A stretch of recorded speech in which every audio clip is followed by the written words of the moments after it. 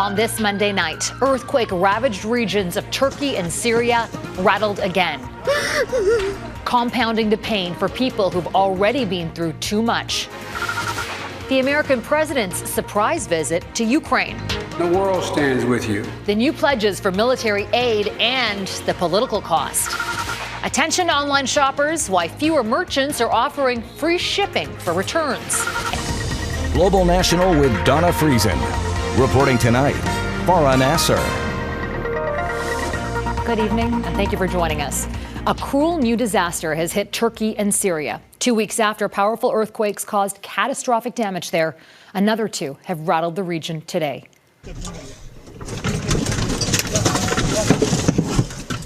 This dash cam footage shows the moment the ground started shaking in Turkey's Hatay province. It's one of the places that was hardest hit in the original quake. Once again, people are trapped. Hundreds are injured by debris from freshly collapsed buildings. And there are more deaths. Crystal Goomansingh has our top story tonight. A haunting clanging followed by blaring sirens.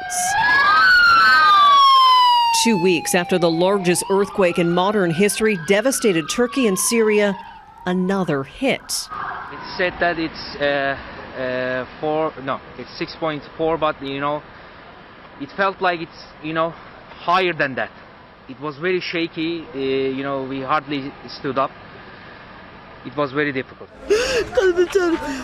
Difficult is an understatement. People panicked. Residents, homeless and staying in makeshift camps, screamed out with terror.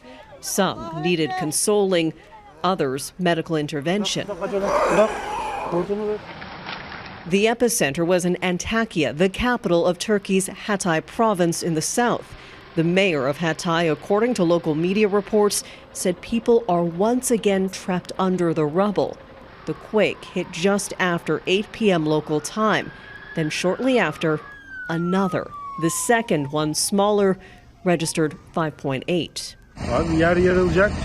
It felt like the ground would tear apart. The ground was shaking. We were very scared. We thought the ground would tear apart. In neighboring Syria, the local rescue group, the White Helmets, say falling buildings injured people. The group posted on social media that more than 130 people were hurt and that they were working to locate victims and transport them to hospital. Both countries are still reeling from the quake that struck February 6, which killed more than 46,000 people. Since then, some 6,000 aftershocks have been recorded. It was going to happen. We were expecting that. Now those already struggling will endure another agonizing night, wondering where their loved ones are and if they're safe. Crystal Goomansingh, Global News, London. The new earthquakes happened the same day U.S. Secretary of State Antony Blinken wrapped up his visit to Turkey. Yesterday, he toured hard-hit areas, and today he pledged more long-term aid. The United States is here to support you in your time of need, and we will be by your side for as long as it takes to recover and to rebuild. Search and rescue operations are winding down and shifting toward urgent shelter and reconstruction work. No one's been pulled alive from the debris since Saturday. The U.S. has committed $248 million in humanitarian support. Now to Ukraine and the top-secret visit by U.S. President Joe Biden, a visit being hailed as symbolic and a significant milestone ahead of the one-year anniversary of Russia's full-scale invasion of Ukraine this Friday. Both presidents walked through the streets of the Ukrainian capital as air raid sirens rang out in a strong show of solidarity and defiance in the face of Russian aggression and a war that shows no signs of letting up. We know that there'll be very difficult days and weeks and years ahead. But Russia's aim was to wipe Ukraine off the map. Putin's war of conquest is failing. Biden announced almost $500 million in military aid for Ukraine and fresh sanctions against Russia. Redmond Shannon reports. Morning, Mr. President. A morning that took so many by surprise. More importantly, how are the children? A U.S. president in a country at war.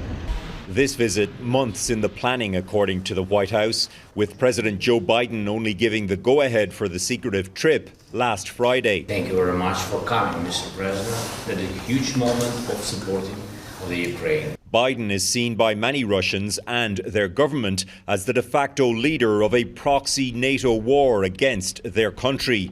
Nonetheless, the White House says it gave the Putin regime a few hours' notice of the visit to try and prevent any airstrikes on Kyiv.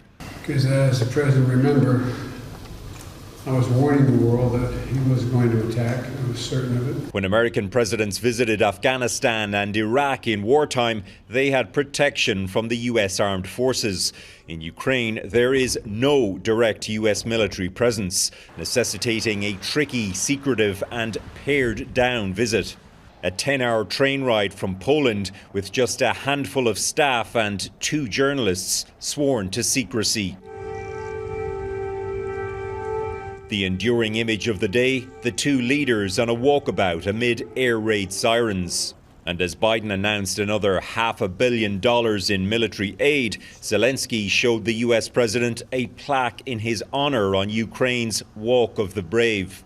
But this visit was also a very clear symbolic message of unity to Vladimir Putin as the anniversary of Russia's full-scale invasion approaches. He thought he could outlast us. I don't think he's thinking that right now. God knows what he's thinking, but I don't think he's thinking that. President Joe Biden has now left Kyiv and is in Poland. His visit there includes a meeting with leaders of Eastern European NATO countries. And it also coincides with Vladimir Putin's State of the Union address on Tuesday, where he could announce details of a new spring offensive in Ukraine. Farah? Redmond Shannon in London. Thank you, Redmond. The U.S. is by far the biggest supporter of Ukraine's sovereignty. As mentioned, Biden announced an additional $460 million to help Ukraine push back against that ongoing Russian onslaught. The aid includes ammunition, artillery, and a lifeline for Ukraine's energy infrastructure that's been facing a constant barrage of missile and drone strikes.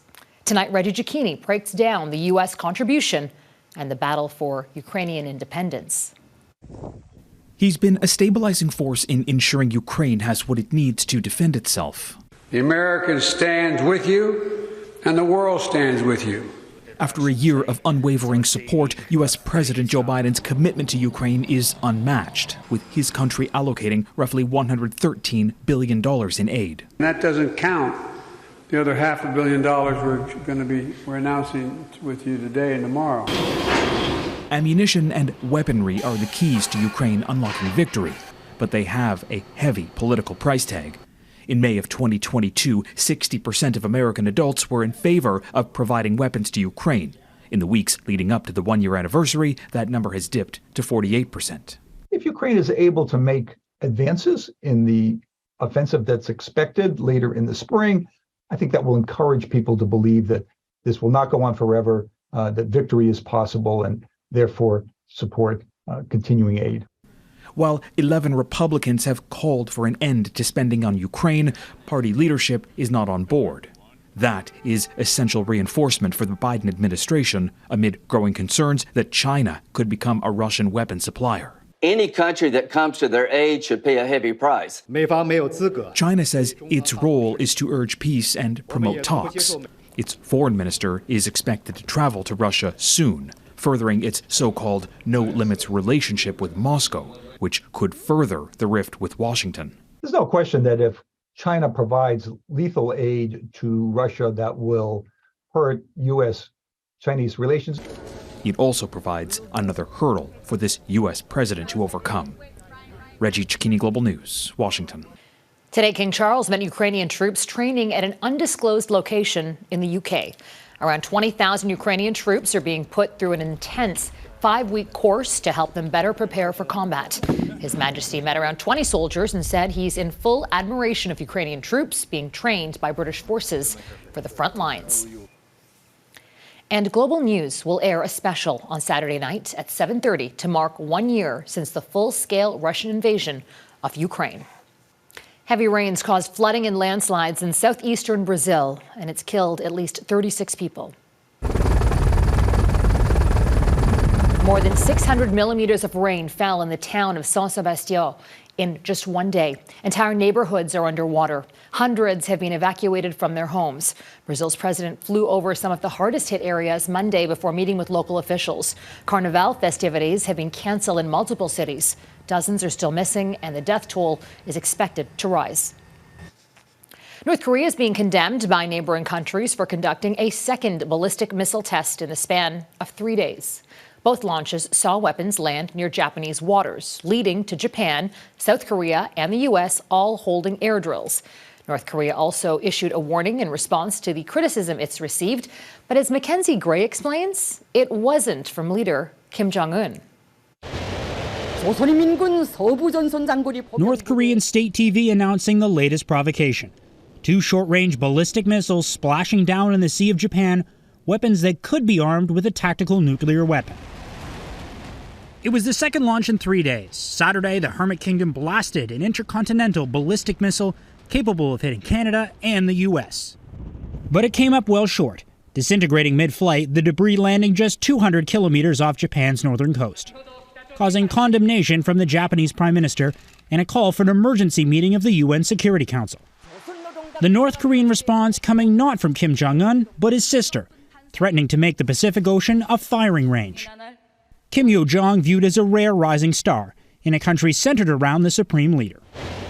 The launch is widely viewed as a warning shot as American, South Korean, and Japanese forces start joint military exercises in the region, including flying long-range supersonic bombers. DPRK once again launched a ballistic missile. Those allies holding an emergency meeting to condemn Pyongyang. We call on others to condemn this action, to take appropriate steps, including the effective enforcement of sanctions. Enforcement that Canada has participated in since 2018 by sending ships and aircraft to patrol the Korean coast through Operation Neon. Mackenzie Gray, Global News, Ottawa. Boundary issues. Coming up, why complaints are piling up about changes to Canada's electoral map. Plus, flipping on free shipping, how online retailers may start charging you to return items.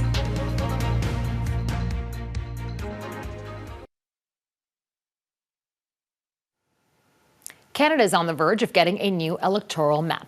It happens every decade. After each census, new ridings are added and federal electoral boundaries are redrawn to help reflect population changes. And in this case, Alberta is getting 3 new ridings, BC 1 and another in Ontario. More than 270 ridings will also see new boundaries. The process is overseen by independent, nonpartisan commissions. But as our chief political correspondent David Aiken reports, the changes aren't popular with everyone. New Democrat Daniel Blakey represents the Northwest Winnipeg riding of Elmwood-Transcona. His riding is mostly urban voters, but in the new map, it will grow to become more rural. Blakey doesn't think that makes sense. I think it is a reasonable goal of the redistribution process to try and have urban ridings and rural ridings without the split where possible. But in fact, the new rural part of his riding tends to vote Conservative, and that means the new riding boundaries will make it harder for a New Democrat like Blakey to win. There are lots of ridings like that across the country, right on the boundaries of cities. Generally speaking, those that become more rural become more Conservative, and those that become more urban tend to lean Liberal or NDP. I would like to thank the good people from Sydney, Victoria. Liberal Jaime Baptiste, he's not worried about losing Liberal voters.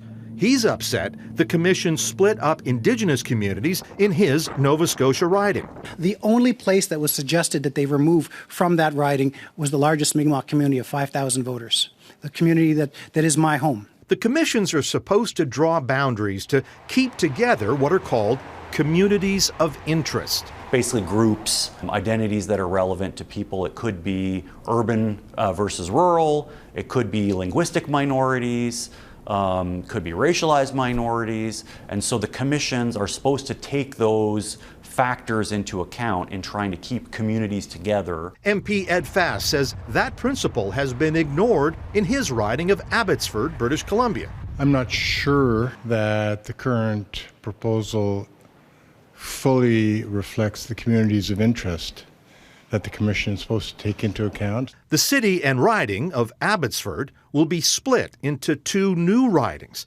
Abbotsford South Langley and the huge riding of Mission Matsqui Abbotsford. Now, the commissions that are redrawing these maps, they are not allowed to consider how people vote, but I'll tell you, the politicians do. And they say the way the ridings have been redrawn, combined with the fact that Alberta is getting 3 new seats, well, that adds up to a new electoral playing field likely to favor the Conservatives. David Aiken, Global News, Ottawa. Shop until you drop. Ahead, why many online retailers are changing their return policies.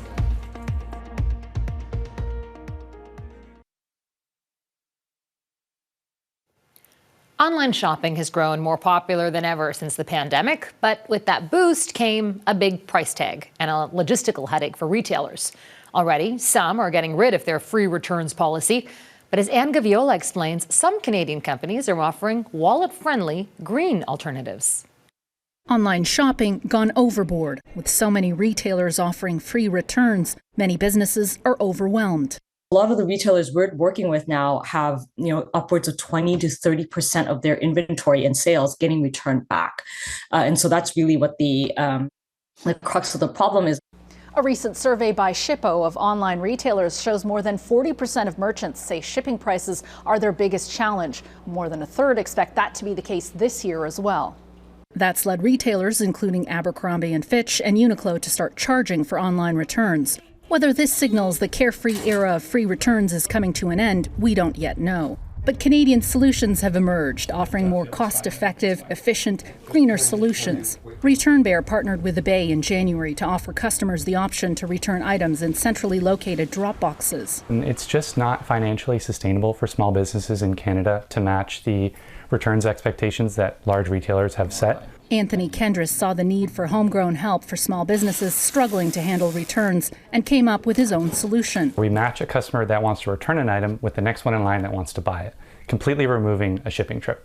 Sustainable fashion advocates say the popularity of online purchases and returns lead to a lot of waste, specifically in fast fashion, where the cost of inspecting and restocking an item is high and companies benefit from destroying goods they don't sell. If you destroy those goods through landfill or incineration, and you can prove destruction of those goods with a certificate, you will get a credit on your next import duty. Some say consumer behavior has to change too. We buy 60% more clothes today than we did 20 years ago, and we only keep our clothes for half as long as we used to. So the most important thing that we can be doing to reduce our footprint and to be more sustainable with our wardrobe is to stop buying as much as we're buying. Adjusting habits once they're set is easier said than done, especially when online shopping is often so easy. Anne Gaviola, Global News, Toronto. And that's Global National for this Family Day. I'm Farah Nasser. On behalf of our Global News family, I want to thank you so much for spending part of your evening with us. Tonight's Your Canada is Bonavista, Newfoundland and Labrador. We love seeing your Canada, so please keep emailing us your photos to viewers@globalnational.com. Until tomorrow, take care of yourselves and take care of each other. Good night.